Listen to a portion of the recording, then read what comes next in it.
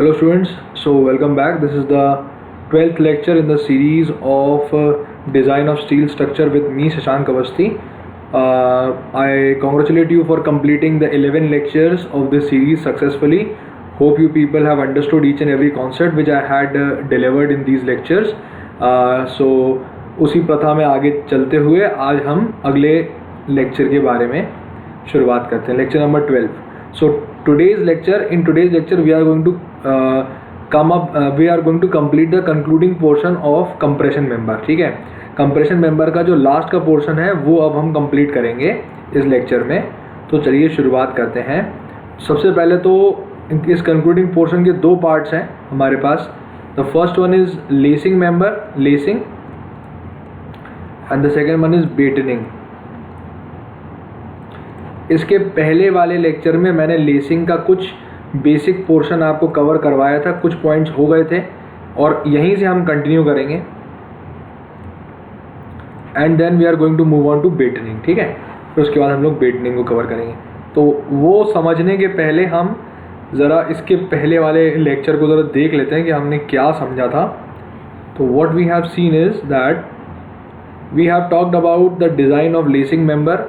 मैंने ये बताया था कि इससे 10 से 20 नंबर का कन्वेंशनल लेवल का एक क्वेश्चन आता है आपके उसमें एग्ज़ाम में, और इस 10 से 20 नंबर के कन्वेंशनल लेवल के क्वेश्चन को हमें प्रिपेयर नहीं करना है. हमें गेट के ऑब्जेक्टिव अप्रोच से चलना है और इस ऑब्जेक्टिव अप्रोच को समझने के लिए हमें स्टेप्स जो यूज़ होते हैं लेसिंग मेंबर की डिज़ाइन में उनके बारे में हमें बात करनी है. फिर मैंने ये बताया था आपको कि क्लोज्ड जो मेंबर होते हैं, यानी जो मेंबर पास में होते हैं उसमें हमें टैक रिविट्स लगा के काम चल जाता है, पर जो मेंबर दूर होते हैं उसमें लेसिंग लगानी पड़ती है. फिर लेसिंग के बारे में मैंने ये क्रॉस सेक्शन भी बना के दिखाया था कि कैसा दिखता है लेसिंग. मैंने बताया था लेसिंग जो है वो ट्रस की तरह बिहेव करता है, यानी इसके मेंबर में एक्सियल टेंशन या कंप्रेशन देखा जाता है. ठीक है, and then the third portion we have talked about the effective length of the particular compression member. Effective length जो होती है वो लेसिंग की वजह से 5% बढ़ा दी जाती है. इसके बारे में भी मैंने आपको बताया था इसके पहले वाले लेक्चर में. ठीक है, तो आज का जो लेक्चर है लेक्चर नंबर 12, हम इस पे आते हैं. तो in today's lecture let us begin. हमने एल इफेक्टिव के बाद जो चौथा कॉन्सेप्ट है, the fourth concept which we are going to cover over here is that the maximum value of slenderness ratio for a lacing bar is 145. ये आपको याद रखना है. ठीक है, अगर आपको स्लेंडरनेस के लिए जो बार होता है उसकी जो स्लेंडरनेस रेशियो है लेसिंग का जो बार है उसके लिए इसकी मैक्सिमम वैल्यू 145 से ज़्यादा नहीं होनी चाहिए, कम ही होना चाहिए उससे. ठीक है, ये बात है. जबकि हमने कंप्रेशन मेंबर में क्या देखा था कि लैम्डा की वैल्यू 180 के बराबर होती है. तो इसका मतलब ये है कि जो लेसिंग का जो बार होता है उसमें ज़्यादा हद तक बकलिंग देखने को मिल सकती है as compare to that of compression member. That is why we have kept the value of slenderness ratio less. ठीक है, क्योंकि स्लेंडरनेस रेशियो कम होगा तो इसका मतलब है कि वो कम लोड कैरिंग कैपेसिटी को शो करेगा, यानी वो कम लोड पे बकल होने की चांसेस होते हैं लेसिंग के मेंबर के. That is why we choose lambda maximum as 145 as per the codal provisions. ठीक है, so moving forward, the fifth thing is that the angle of the lacing member with the vertical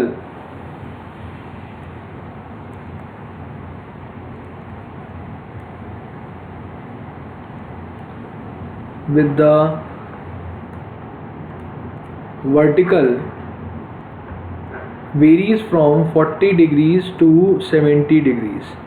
40 से 70 degree के बीच में ये angle very करता है.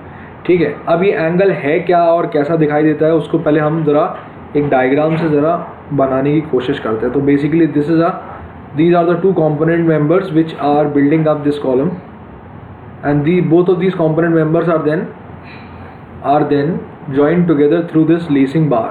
ठीक है, अब ये लेसिंग का एक बार है और इसके ऊपर और नीचे और भी लेसिंग के बार्स हैं हमारे पास. अब क्या हो रहा है एक्चुअली में, बात ये है कि there is a vertical line. अब देखो हम एक वर्टिकल लाइन यहाँ पे ड्रॉ कर सकते हैं एज अ रेफरेंस एक्सिस जो इसके बिल्कुल बीचों बीच से यहाँ निकलेगी. This is a vertical line. Similarly, this is the vertical line which is passing through this. connection. Okay, now what this thing is saying is that the angle of the lacing bar shall with the vertical shall vary from 40 से 70 degree, 40 degrees to 70 degrees. तो ये जो angle है हमारे पास, कौन सा angle, ये वाला एंगल, यानी इस बार के सेंटर से पास होने वाली लाइन और इस वर्टिकल के बीच का ये जो एंगल होता है, this angle is denoted by the angle theta, and this theta can vary from 40 degrees to 70 degrees only. इससे बाहर नहीं जा सकते. वजह क्या है sir, why do we fix this limit? क्योंकि अगर हम 40 डिग्री से कम रखेंगे, 40 डिग्री से अगर हम इसको कम रखेंगे, थीटा की वैल्यू को is less than 40 degrees, then this implies, जैसे मान लो कि ये यहाँ पे एक और मेंबर है ना, और ये क्या है 40 डिग्रीज है, तो ये क्या है, कम हो गया है. ठीक है, ये कम हो गया है हमारे पास, ये कम हो गया हमारे पास. तो इसका मतलब क्या है कि ये जो दोनों मेंबर हैं ये पास में आ गए हैं हमारे. ठीक है, दोनों क्या हो गए, पास में आ गए हमारे. तो इसकी वजह से ये जो बीच वाला जो मेंबर है ना, इसकी लेंथ क्या हो गई, ये जो इसको अगर इसकी लेंथ को मैं एस बोलता हूँ, तो एस की वैल्यू क्या होगी, बढ़ जाएगी. तो थीटा की वैल्यू अगर मैं कम करूँगा तो एस की वैल्यू क्या हो जाएगी, बढ़ जाएगी. और एस की वैल्यू अगर बढ़ गई तो इस पर्टिकुलर कंपोनेंट में जो यहाँ पे ये जो लाई कर रहा है कंपोनेंट, इस कंपोनेंट के बकलिंग होने के चांसेस बहुत हाई हो जाएंगे. हाई चांसेस ऑफ बकलिंग काफ़ी ज़्यादा चांसेस हो जाएंगे. ठीक है, इसके. तो इसका मतलब क्या है कि थीटा की वैल्यू को 40 डिग्री से कम नहीं रख सकते. ठीक है, ये बात है. और दूसरी बात ये है कि अगर हम इसको 70 डिग्री से ज़्यादा रख दें तो इसका मतलब क्या है कि जो थीटा है ये काफ़ी ज़्यादा बड़ा हो जाए. ठीक है, अभी क्या था कि थीटा काफ़ी ज़्यादा छोटा था, तो ये दोनों तो जो थे ये बिल्कुल पास में आ जाते, और ये जो वैल्यू जो थीटा की ये काफ़ी कम हो जाती. अब क्या है कि ये थीटा हो जाएगा बड़ा, तो जितना ज़्यादा थीटा की वैल्यू को हम बढ़ाते चले जाएंगे उतनी ज़्यादा स्पेसिंग बढ़ती चली जाएगी इन दोनों मेंबर्स के बीच में. किन दोनों मेंबर के बीच में, इन दोनों मेंबर, ये दोनों दूर होते चले जाएंगे. आप खुद सोचो, थीटा की वैल्यू जितनी ज़्यादा बड़ी होगी तो इसका मतलब क्या होगा कि ये वाला जो मेंबर है ये यहाँ नीचे आने लगेगा, ये ऊपर आने लगेगा, और ये जो दोनों मेंबर हैं ये दोनों मेंबर दूर दूर हो जाने लगेंगे. तो उस केस में क्या होगा, उस केस में ये हो जाएगा कि ये जब दोनों मेंबर दूर दूर हो जाएंगे तो ये जो मेंबर है यानी लेसिंग का जो बार है इसके बकलिंग की चांसेस बढ़ जाएंगे. आप समझ रहे हैं मैं क्या बोल रहा हूँ? इसका मतलब है कि थीटा की वैल्यू ज़्यादा होगी तो ये जो लेसिंग का बार है इसमें बकलिंग होने के चांसेस हो जाएंगी. थीटा की वैल्यू कम होगी तो ये जो कंपोनेंट है, जो ये दो लेसिंग के बीच का जो कंपोनेंट है, इसमें बकलिंग की टेंडेंसी बढ़ जाएगी. तो दोनों ही केस हमारे लिए अनफेवरेबल है. हम नहीं चाहते कि बकलिंग का बार, ये लेसिंग का बार जो है ये बकल करे.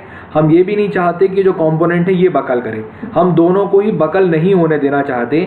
That is why we are going to keep this value within this prescribed limit, that is 40 to 70. आप समझ गए मेरी बात को, मैं क्या बोलने की कोशिश कर रहा हूँ? क्लियर है क्या मेरी बात समझ रहे हो?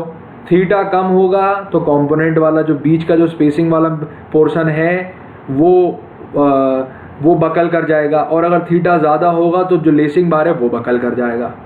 तो दोनों ही कंपोनेंट्स में बकलिंग हमें बिल्कुल भी इनटॉलरेबल है, हम उसको नहीं अलाउ कर सकते. ठीक है, तो दिस इज़ द वैल्यू. अच्छा, इससे पहले वाला जो था ना, ये वाला जो पोर्शन है हमारे पास, इस पोर्शन का उपयोग करके थीटा की वैल्यू को मोस्टली हम 45 डिग्रीज के आसपास तक लेके चलते हैं. We assume that theta is 45 degrees and based on this assumption we find the spacing. यानी ये जो s की वैल्यू है ना, ये यहाँ पे मैं ग्रीन से यहाँ पे शो कर देता हूँ. ये जो ग्रीन से ये जो s की वैल्यू है ना, ये वाली, ये स्पेसिंग हम लोग निकालते हैं. ये जो स्पेसिंग है, this spacing is calculated by assuming that theta is equal to approximately 45 degree. तो 45 डिग्री के आसपास तक हम थीटा लेके चलते हैं. ठीक है, ऐसा है. तो इसको अज्यूम करके हम स्पेसिंग निकाल लेते हैं इन दोनों चीज़ों की. नाउ मूविंग फॉरवर्ड, अगले अजम्पशन पे, अगले उस पे चलते हैं हम. डायमेंशंस ऑफ लेसिंग बार, अगला जो है that is dimensions of lacing bar. अगला पॉइंट है point number 6, that is dimensions of lacing bar. अब लेसिंग के बार के डायमेंशंस क्या है, ठीक है। तो लेसिंग के बार के डायमेंशंस 3 कैटेगरी में डिवाइडेड है। We have to find the length of the lacing bar, we have to find the width of the lacing bar and we have to find the thickness of the lacing bar. देखो lacing bar मतलब it is always in lacing के जब भी हम use करेंगे तो it is we are always going to prefer using a flat. हम हमेशा फ्लैट सेक्शन उपयोग करने की कोशिश करेंगे, जैसे 60 ISF 10 उसी प्रकार से। तो ये इस जैसे सेक्शन जो है सिर्फ इन्हीं का उपयोग करने का प्रेफरेबल जो होते हैं वो यही सेक्शन होते हैं जब हम किसी भी लेसिंग के लिए बार का उपयोग करते हैं। तो अब ये बार कैसा है, ये बेसिकली एक रेक्टेंगल है, ठीक है, क्यूबॉइडल शेप का बार होगा हमारे पास। तो हमें उसके लिए लेंथ चाहिए, उसकी विड्थ चाहिए और उसकी थिकनेस चाहिए, ठीक है। अगर ये तीनों हमने निकाल लिए तो we are done with the dimensions of the lacing bar. तो ठीक है, एक एक करके देखते हैं। सबसे पहले लेंथ के बारे में हम लोग बात करते हैं। तो लेंथ के बारे में क्या बात होगी कि length of a lacing bar is taken, सबसे पहली चीज़ आप इसमें लिख लीजिए, it is taken as a distance between the inner ends, it is taken as the distance between the inner ends of the bolts or welds, ठीक है। यानी कि अगर एक बार है जिसमें यहाँ 3 बोल्ट लगाए, या फिर एक बार है जिसमें यहाँ पे हमारे पास वेल्ड का उपयोग है, तो वो कह रहा है कि distance between the inner ends of the welds और बोल्ट्स, इनर एंड के वेल्ड और बोल्ट से, यानी इस एंड से जो सबसे अंदर वाला बोल्ट है दूसरे एंड के सबसे अंदर वाले बोल्ट के बीच की जो दूरी है, that will be considered as the length of the lacing bar.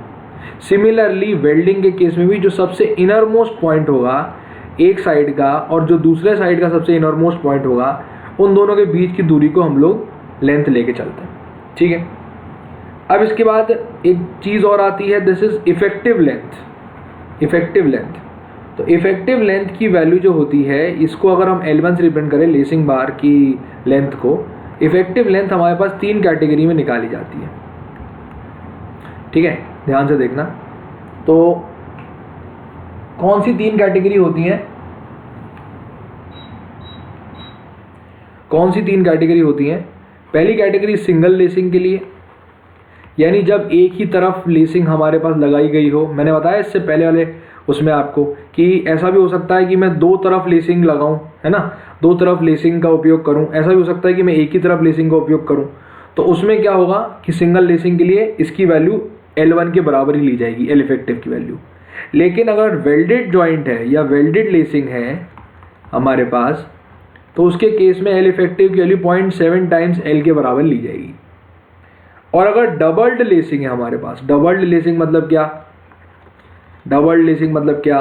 देखो सिंगल लेसिंग मतलब क्या है कि जैसे ये है और ये है, बस सिंगल लेसिंग, ठीक है। वेल्डेड में क्या होगा कि यहाँ पे वेल्ड की जगह, वो बोल्ट की जगह पे इस दोनों एंड्स पे वेल्ड लग जाएंगे, बस इतनी सी बात। अब डबल लेसिंग का मतलब क्या है? डबल लेसिंग का मतलब है कि हमारे पास ये जो 2 बार्स हैं, ये दोनों बार्स के अलावा एक इस प्रकार का एक लेसिंग और लगा दी हमने।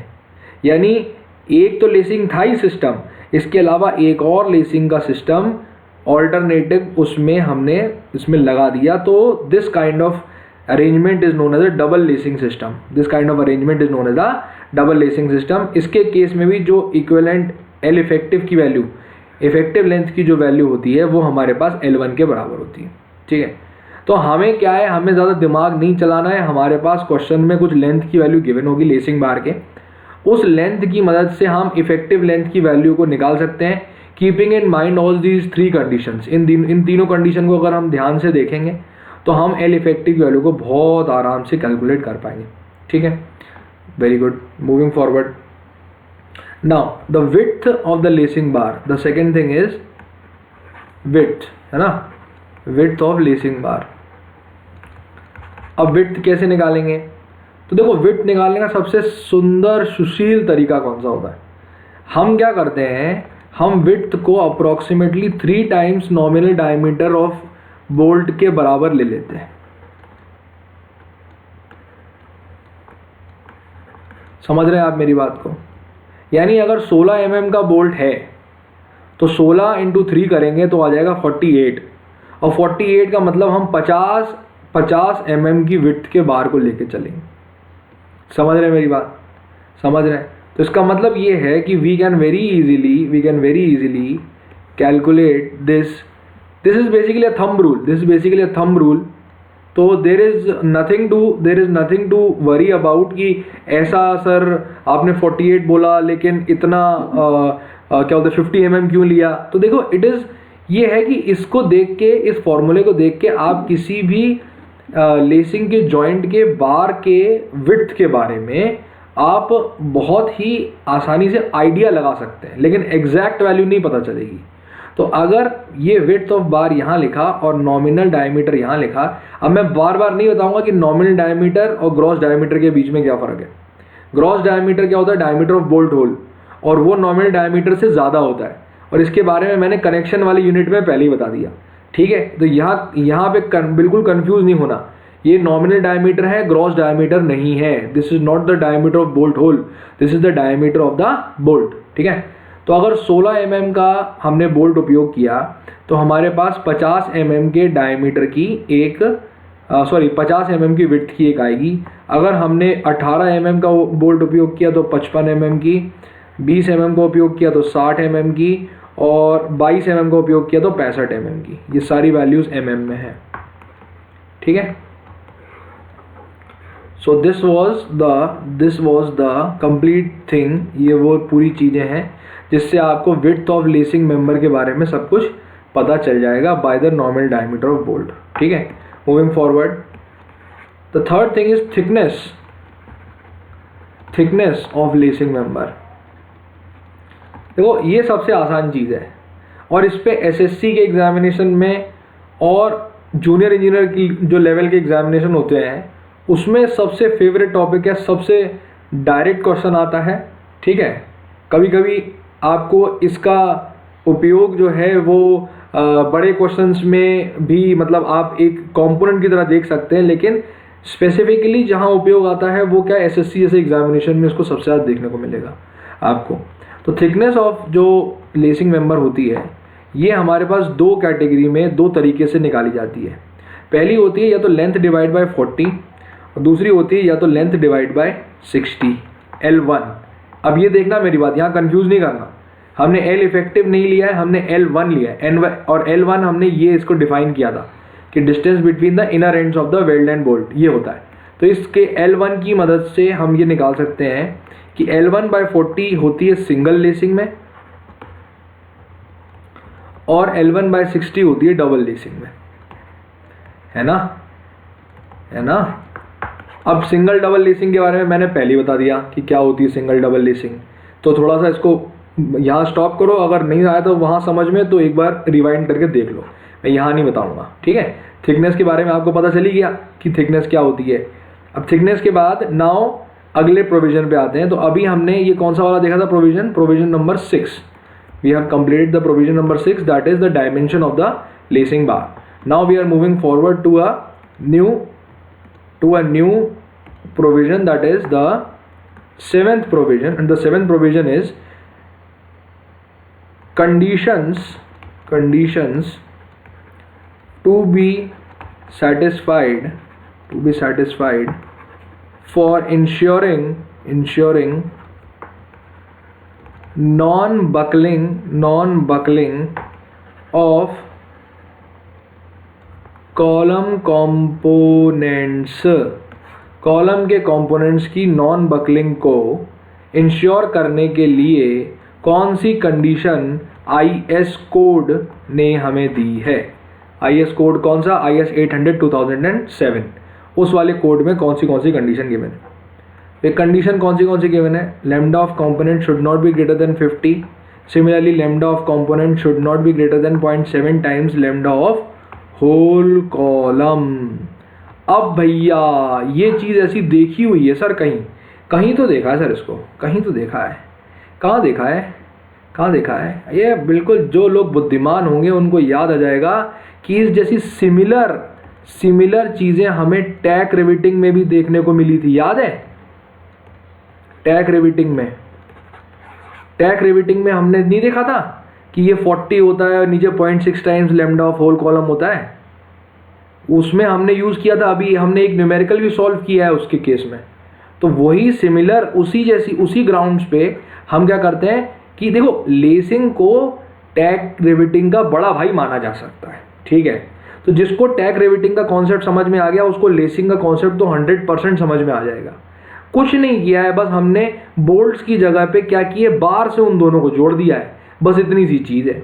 तो ये दोनों कंडीशन अगर सेटिस्फाइड है, अब ये दोनों कंडीशन में बिल्कुल भी मुझे नहीं लगता कि आपको कोई सा भी शक होगा इन दोनों कंडीशन में, इन दोनों को निकालने में भी कोई समस्या नहीं जाएगी, क्योंकि आपने इससे पहले वाला आपने जो क्वेश्चन है उसको देखा है, ठीक है?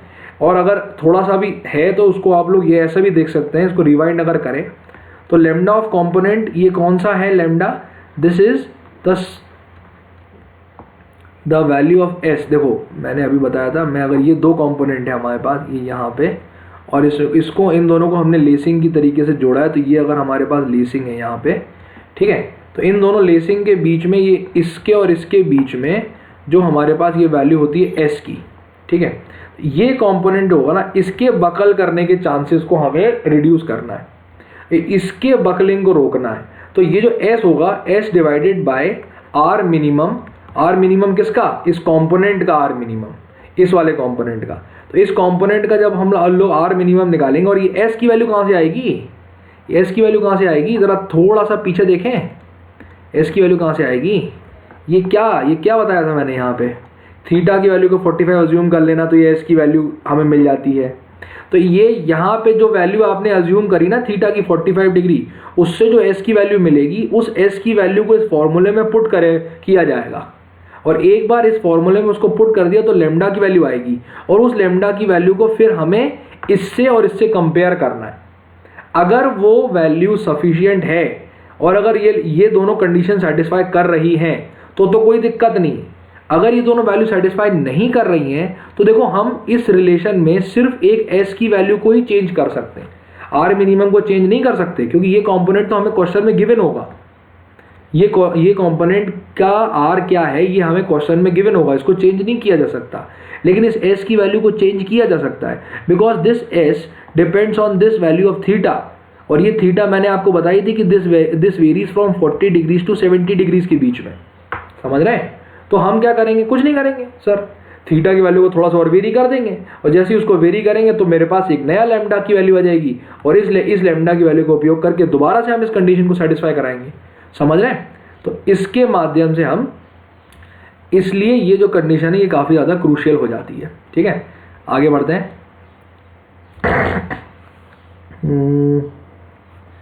एक और चीज़ है, ये है कॉन्सेप्ट नंबर, इसके पहले कौन सा होता है, क्वेश्चन नंबर 7 ना, कॉन्सेप्ट नंबर 8, 8वीं चीज़, इसके बारे में लिखो, lacing system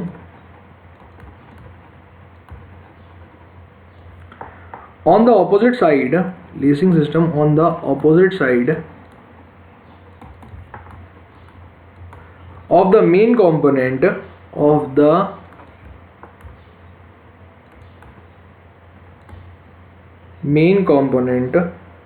should be mirror image of each other, should be mirror image of each other and should not vary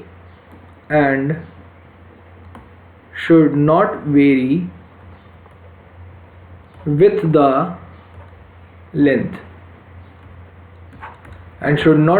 the length, ठीक है?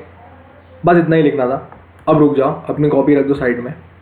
देखो क्या लिखा हुआ है, ऑपोजिट साइड, पहला, lacing system on the opposite side of the main component should be a mirror image.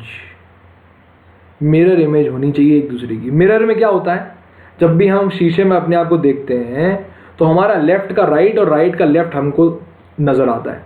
Similarly जो चीज़ हम लेसिंग की एक तरफ से जैसी लेसिंग बनाई है, तो ऐसा लगना चाहिए कि उस तरफ उसके ऑपोजिट साइड के फेस पे जो लेसिंग हम लगाएंगे वो इस तरफ की लेसिंग की मिरर इमेज हो, यानी यहाँ का लेफ्ट वहाँ का राइट, वहाँ का राइट यहाँ का लेफ्ट।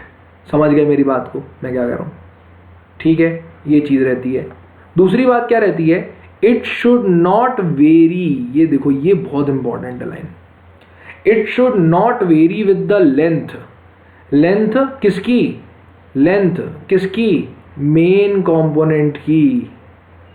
देखो क्या रहता है,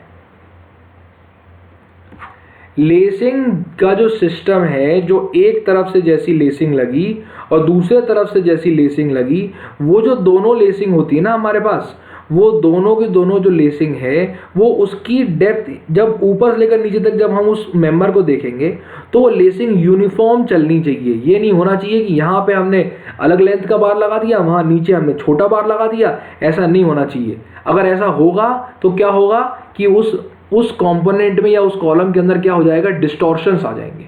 ठीक है, और ऐसे मेंबर का एनालिसिस करना या ऐसे मेंबर का डिज़ाइन करना is very very difficult, because जो डिज़ाइन होंगे उसके कैलकुलेशंस कई गुना कॉम्प्लेक्स हो जाते हैं। That is why we should not vary the lacing system with the length of the particular member. ठीक है, आगे बढ़ते हैं।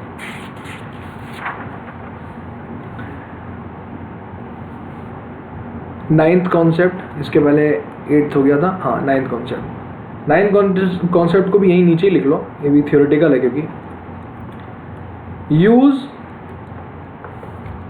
plates on top and bottom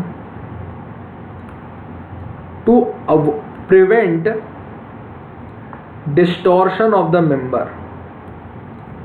to prevent distortion of the member। तो देखो क्या है, मैं यहाँ बना के दिखाता हूँ। बेसिकली ये देखो, ये ऊपर का मेंबर है, ये यहाँ का मेंबर है, ये दो मेंबर्स हैं मेरे पास यहाँ पे, and this is a black coloured, इसको ब्लैक कलर से अगर मैं रिप्रेजेंट करूँगा तो दिस इज़ अ मेंबर। ठीक है, ये वो मेंबर है जो ऊपर साइड में हमने जो लेसिंग हमने लगाई थी, ये लेसिंग को वो करने के लिए है। अब लेसिंग क्या है, लेसिंग जहाँ से शुरू होगी, यानी इसके नीचे से लेसिंग के बार लगेंगे। ठीक है, तो लेसिंग के बार जो टॉप मोस्ट पॉइंट होता है और सिमिलरली जो बॉटम मोस्ट पॉइंट होगा, वहाँ पे क्या होगा कि हम ऐसे बार्स लगा देंगे, ऐसी प्लेट्स लगा देंगे। क्यों लगा देंगे? जिससे क्या रहे कि जो दोनों कंपोनेंट्स हैं या चारों कंपोनेंट्स हैं इस बिल्टअप कॉलम, जैसा भी बिल्टअप कॉलम बने, वो बिल्टअप कॉलम के जो कंपोनेंट्स हैं वो फैल ना जाए, वो बिल्टअप कंपोनेंट के जो कंपोनेंट्स हैं वो एक दूसरे से दूर ना हो जाए। इसलिए उनको बांध के रखने के लिए ऊपर और नीचे दोनों तरफ से हम लोग क्या करेंगे कि प्लेट्स लगा देंगे, जिससे ये ऊपर और नीचे से बंधे रहें, और फिर पूरे बाकी लेंथ में हम लोग क्या करेंगे, लगा देंगे लेसिंग को। समझ गए मेरी बात? ठीक है, तो डिस्टॉर्शन को प्रिवेंट करने के लिए प्लेट का उपयोग किया जाता है टॉप एंड बॉटम में, इसका ये मतलब होता है। ठीक है, अब arrangement concept number 10, arrangement of lacing bar. आहा, ये बहुत शानदार टॉपिक है, बहुत ही शानदार है। देखो, इसको समझना बहुत ज़्यादा ज़रूरी है, क्योंकि जब भी आप कभी भी लेसिंग को देखते हैं तो लेसिंग को अरेंज करने के दो तरीके होते हैं। अब बहुत सारे लोगों को तो क्या है कि हाँ ये पूरा पढ़ लेते हैं, उसके बाद भी ये कॉन्सेप्ट क्लियर नहीं होता।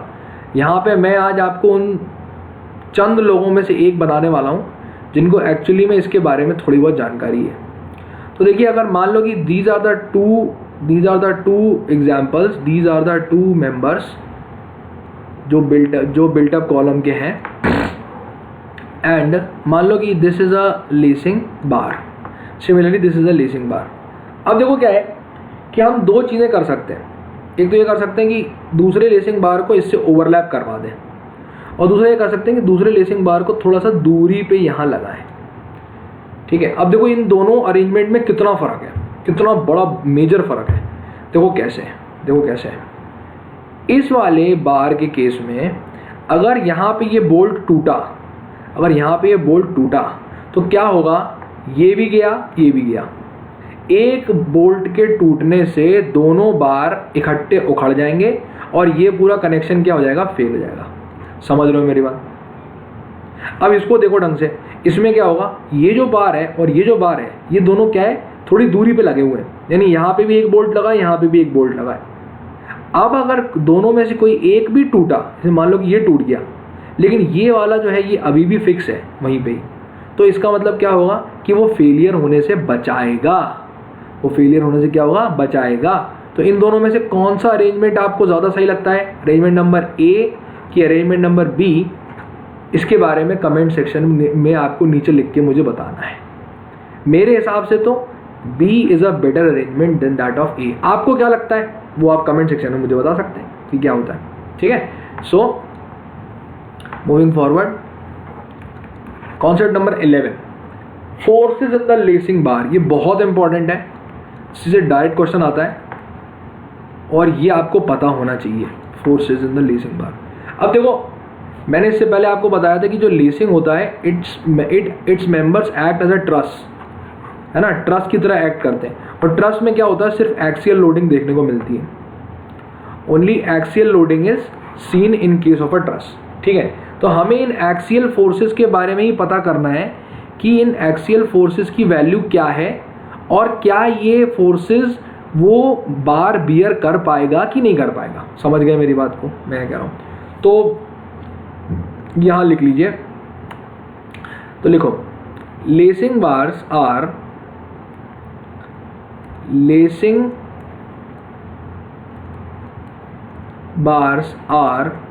designed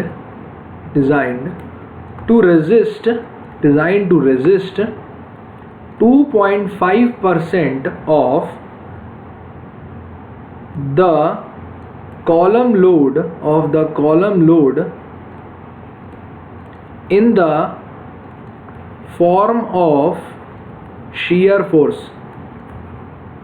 वाह सर वाह, ये क्या, ये देखो इसे कहते हैं लेसिंग मेंबर का सार। ये वाला जो क्वेश्चन है इसमें ट्रिपल स्टार आप मार्क कर लो क्योंकि ये बहुत इंपॉर्टेंट है, बहुत इंपॉर्टेंट है। ज़रा ध्यान से देखना क्या है लिखा है मैंने, 2.5% of the column load in the form of shear force. तो बेसिकली लेसिंग बार जो है वो उस कॉलम पे लगने वाले लोड के 2.5% के बराबर लोड को बियर करता है in the format of shear force.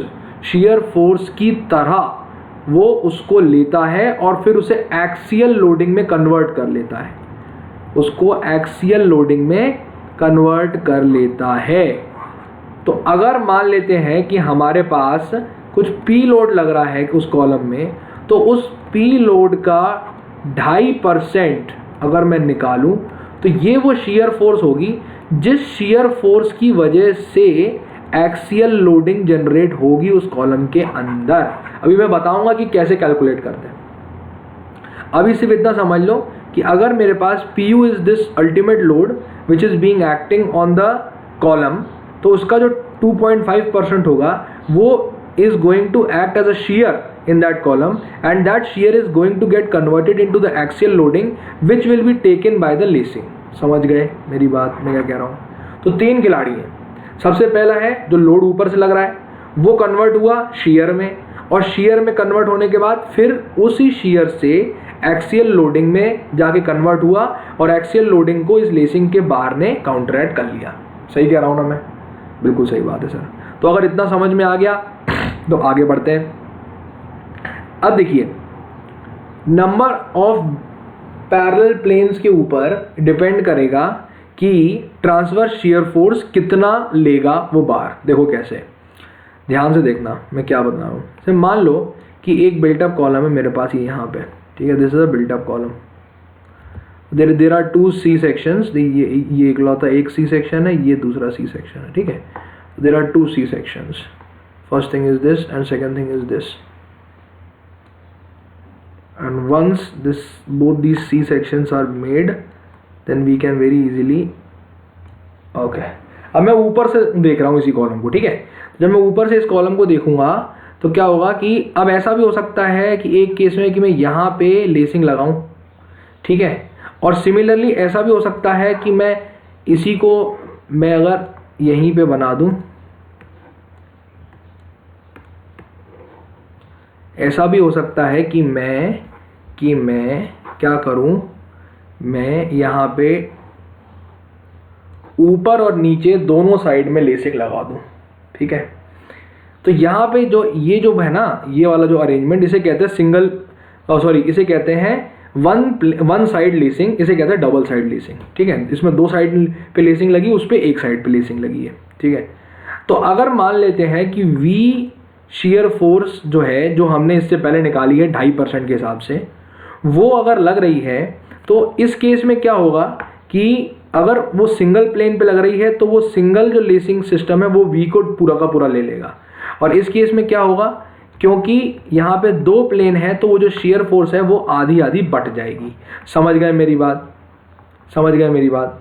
तो उसी तरह इसी पद्धति को ध्यान में रखते हुए नंबर ऑफ लेसिंग प्लेन्स अगर मान लेते हैं n है, तो एक लेसिंग प्लेन यानी एक लेसिंग जो है वो कितना शियर फोर्स लेगी बच्चों, that lacing will take a shear force of V/N, V/N के शियर फोर्स को वो लेगी। मेरी बात समझ में आ गया मैं क्या बोल रहा हूँ। नंबर ऑफ लेसिंग प्लेन अगर n के बराबर है तो हम एक लेसिंग जो है, एक लेसिंग प्लेन जो होगा, क्योंकि हमें देखो अगर हमने एक की डिजाइन कर दी तो ऑब्वियस सी बात है कि दूसरे की डिजाइन सेम ही तो होगी।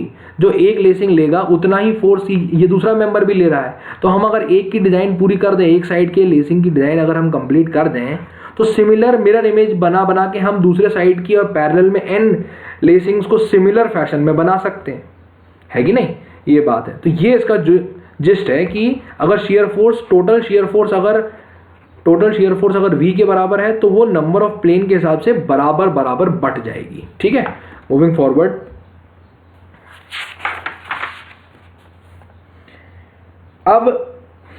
अब हमारे पास एक कैलकुलेशन है जो मैं यहाँ पे डिराइव कर दूं आप लोगों के सामने। अब हम फाइनली निकालेंगे axial force acting in a lacing member, ठीक है, ये जुड़ा हुआ लीसिंग मेंबर है ना।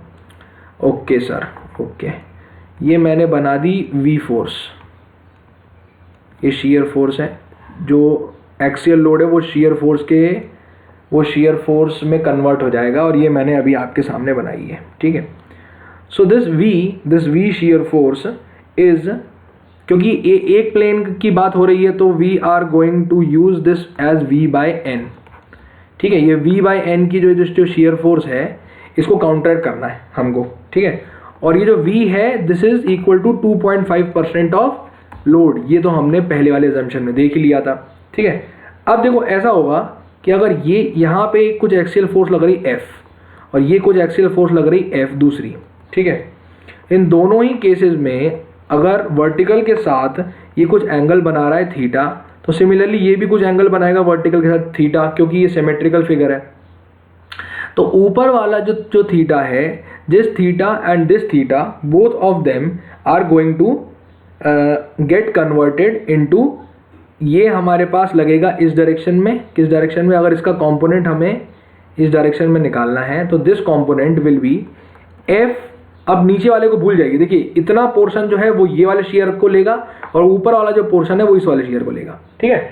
तो F sin थीटा जो होगा, ये जो होगा this is going to take this shear force that is V/N।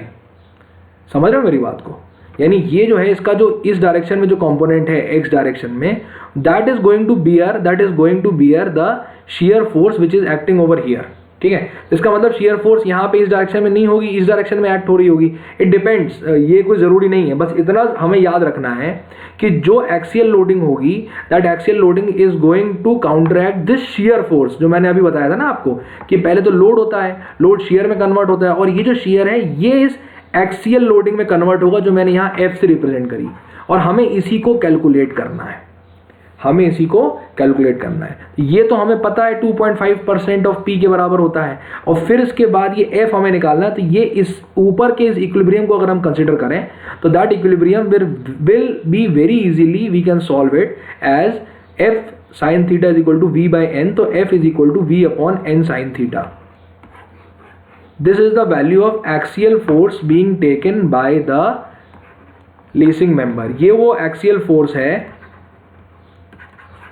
जो वो लेसिंग मेंबर लेता है। ठीक है, ओके सर। तो अब हमें समझ में आ गया कि लेसिंग मेंबर कितना एक्सियल फोर्स ले रहा होगा।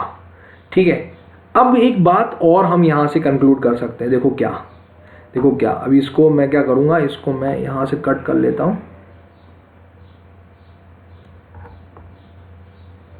ओके, अब देखो क्या होगा। नाउ एक और इसका एस्पेक्ट है, वो ये है कि देखो इस टाइप के अरेंजमेंट में अगर मैं वाई डायरेक्शन में इसका ओवरऑल निकालूं, ठीक है, इस पॉइंट के अबाउट, तो 2f cos theta will be the overall force acting at this particular point. ठीक है, एट दिस पर्टिकुलर पॉइंट। और अगर मैंने यहाँ पे n रिवेट्स लगाए हैं और एक रिवेट की जो स्ट्रेंथ है वो RV यानी एक रिवेट वैल्यू के बराबर है। यहाँ पे रिवेट वैल्यू के बारे में मैं आपको पहले चैप्टर में बता चुका हूँ। तो अगर n रिवेट्स मैंने लगाए तो n into RV this shall be the resistance given by the bolts ये रेजिस्टेंस देंगे हमें इस पॉइंट के अबाउट। ठीक है, तो हम इससे ये निकाल सकते हैं कि n is equal to 2f cos theta divided by RV के बराबर। तो हम बहुत आसानी से निकाल पाएंगे कि what is the number of bolts which we can use. यहाँ पे अगर n नंबर ऑफ बोल्ट है तो इसके बारे में हम निकाल सकते हैं कि कितने नंबर ऑफ बोल्ट्स होंगे इसके बराबर। ठीक है, अब दूसरे अरेंजमेंट को देख लेते हैं जो इससे पहले जो मैंने बनाया था ना, याद करो, ये इस प्रकार का अरेंजमेंट। देखो अब इसको मैं उठाता हूँ। ठीक है, यहाँ से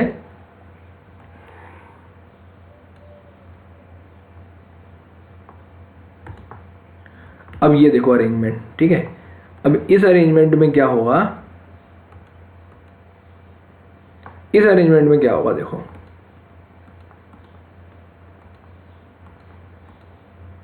ये जो फोर्सेस लग रही है ना हमारे पास यहाँ पे। ठीक है, काम करता हूँ मैं इसको नया ही बना लेता हूँ यहाँ पे ताकि कंफ्यूजन नहीं जाएगा। रुक जाओ।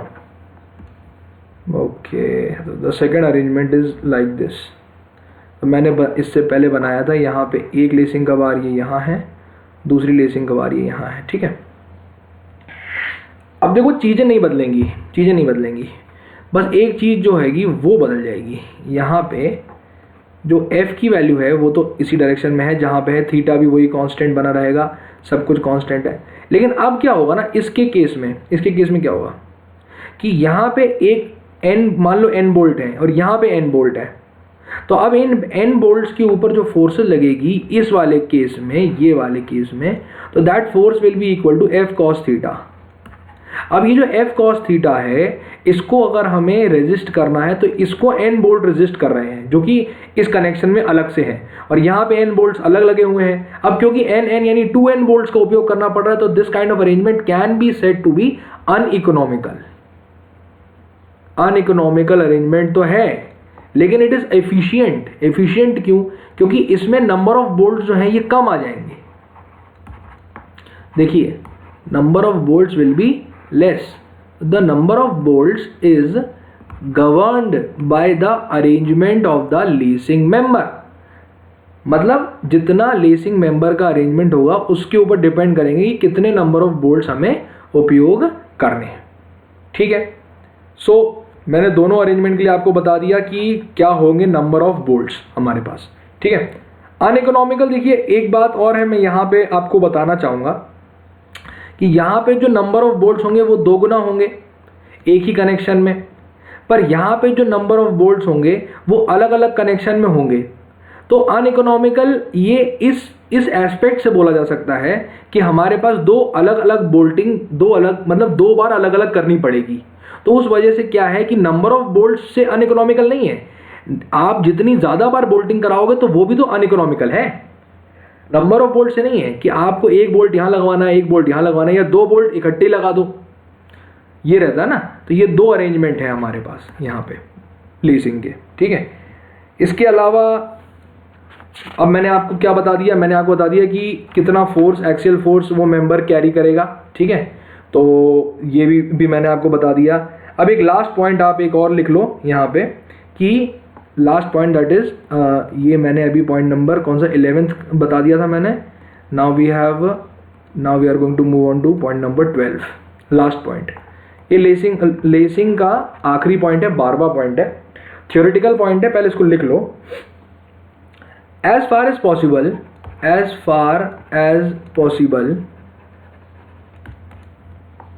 laced column should not be subjected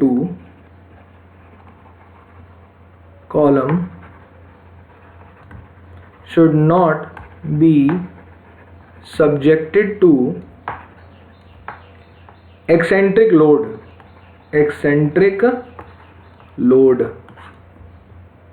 should not be subjected to eccentric load because additional transverse shear force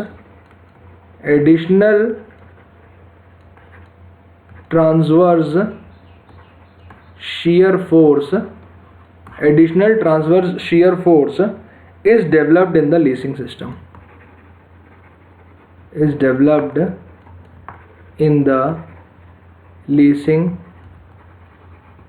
system. बहुत बढ़िया सर। ये लास्ट पॉइंट था हमारे पास लेसिंग के मेंबर का। तो देखिए इसको समझना बहुत ज़्यादा ज़रूरी है, लॉजिकल पॉइंट है। पॉइंट ये कह रहा है कि अगर हम एक लेस्ड कॉलम बनाएं तो जहां तक संभव हो सके तो एक्सेंट्रिक लोड नहीं लगाना है। एक्सेंट्रिक लोड लगाने से क्या होगा कि additional transverse shear force develop हो जाएगा। क्या? ये जो V की वैल्यू जो मैंने इससे पहले निकाली थी ना, this is known as the transverse shear force, ठीक है। ये जो V की वैल्यू जो मैंने 2.5% ऑफ P के बराबर लेके चला था ना, ये फिर 2.5% ऑफ P से बढ़ जाएगी। ये वैल्यू क्या करेगी? V की value, V is going to increase, V की वैल्यू क्या हो जाएगी? बढ़ जाएगी। और अब ये 2.5% ऑफ P से कुछ ज़्यादा वैल्यू होगी, ठीक है। और इसको फिर काउंटरैक्ट करने के लिए हमें लेसिंग सिस्टम को डिज़ाइन करना पड़ेगा। तो लेसिंग सिस्टम को ज़्यादा शियर फोर्स के लिए डिज़ाइन करना पड़ेगा हमें। उस वजह से क्या होगा कि बकलिंग के चांसेस हमारे पास ज़्यादा हो जाएंगे किसी भी मेंबर के लिए, तो वो हम लोग नहीं चाहते, ठीक है। That is why as far as possible we try that the member which is a laced column should not have eccentric load, ठीक है। सो 11th-12th वाला पॉइंट हो गया। एक और पॉइंट है, ये और लिख लो अगर पूरा कंप्लीट हो जाए तो। This is not basically important, मतलब ये एक फिलर पॉइंट है, बाई चांस कभी पूछा जा सकता है, वैसे तो नहीं पूछा जाता। बस ये लिखना है, cross members should be avoided, in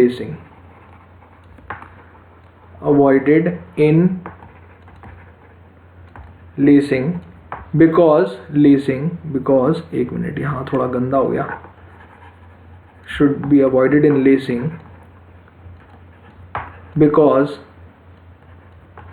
the lacing system becomes indeterminate.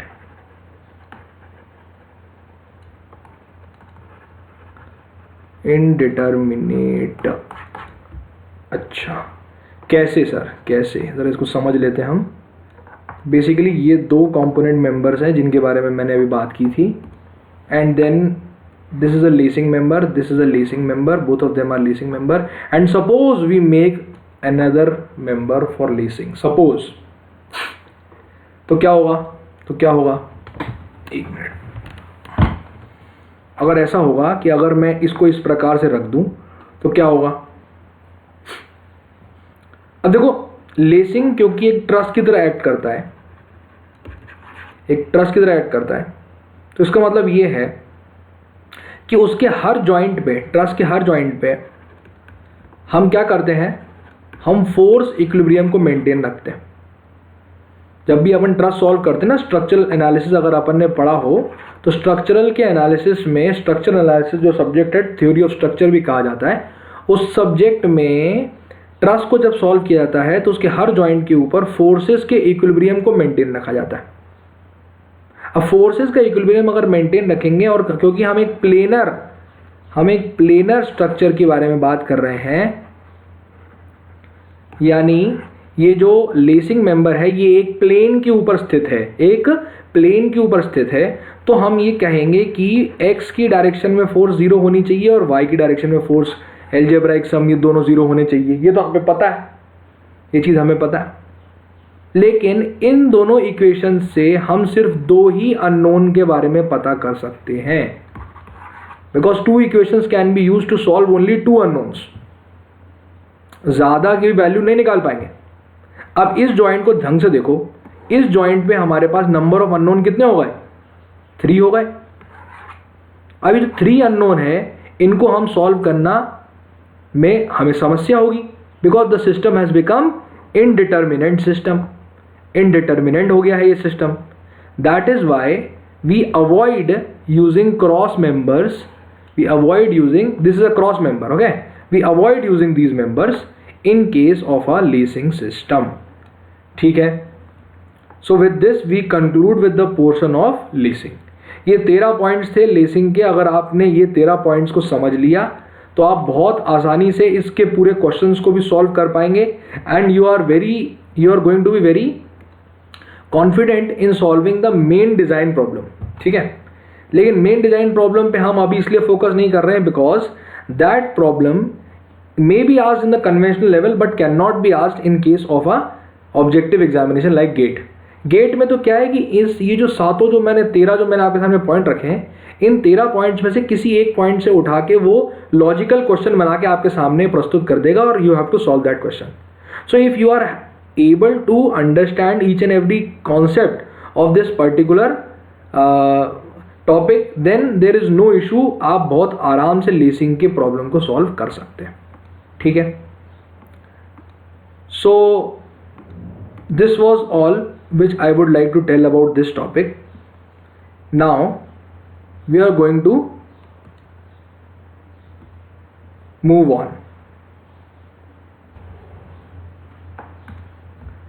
So as the time is not allowing and the lecture is becoming too lengthy, that is why we are going to stop this lecture over here, and I'll meet you in the next lecture of this series. This is lecture number 12 completed from my end. Now we are going to meet each other in lecture number 13. बस अब 2 ही topic बचे हैं। इसके बाद हमारे पास एक बचा है बीम डिज़ाइन और दूसरा बचा है कॉलम बेस। ये दोनों हम कंप्लीट करने की कोशिश करेंगे। ठीक है, and then we are going to move forward. ठीक है, तो I thank you all for being patient enough to listen to me.